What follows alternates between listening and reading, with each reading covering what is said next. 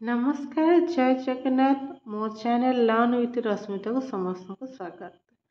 आज आम चतुर्थ जो एमसीएम बसला तार जो किपरि आम रिजोल्यूशन देखिया से विषय रे देखिबा। तो देरी न करी चलंतु आम आरंभ करिबा। अध्यय 22/9/2024 सोमवार दिन प्रधान शिक्षक आह्वान क्रमे ओल्ही उर्दू प्राथमिक विद्यालय अपराह्न 3 घटिका समय चतुर्थ मासिक क्लस्टर स्तरीय बैठक में आलोचित होइतिबा गुरुत्वपूर्ण दिगगुड़िक विषय आलोचना करने एक गुरुत्वपूर्ण बैठक अनुष्ठित हो जाइछि। उक्त बैठक में विद्यालय प्रधान शिक्षक महोदय सभापतित्व करथिले।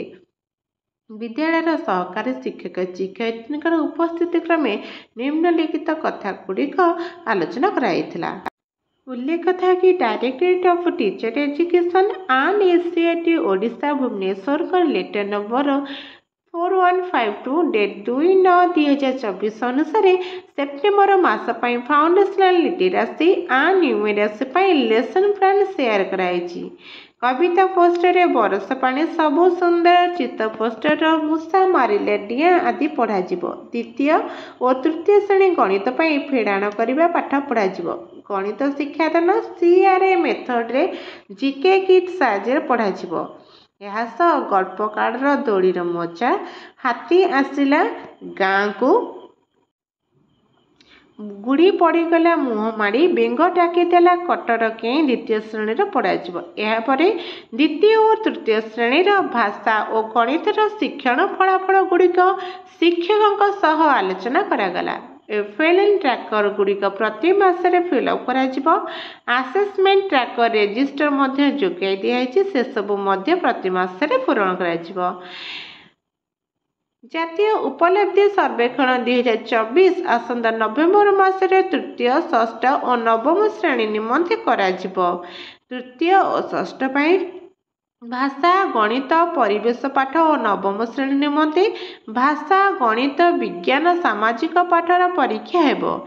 एतिपाई नास क्वेश्चन सब प्रतिदिन प्रैक्टिस करा। दीक्षा पोर्टाल मध्य learning outcome based sample question सब अच्छी से सब मध्य प्रैक्टिस करा जाय परिबो।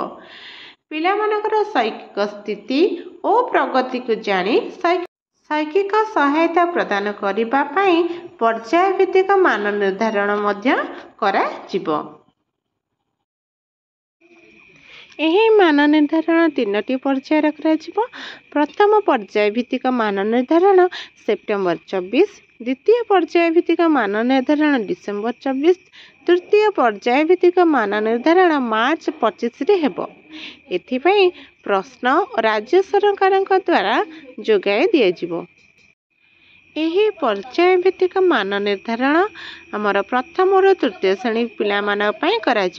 यही पर्याय भित्तिक मान निर्धारण उद्देश्य होची शिक्षार्थी मानकर शैक्षिक स्थिति अनुध्यान करी शिक्षण और शिक्षादान प्रक्रिया रे आवश्यक परिवर्तन आनिबा और शिक्षार्थी मानकर शिक्षण प्रगति को निश्चित करबा।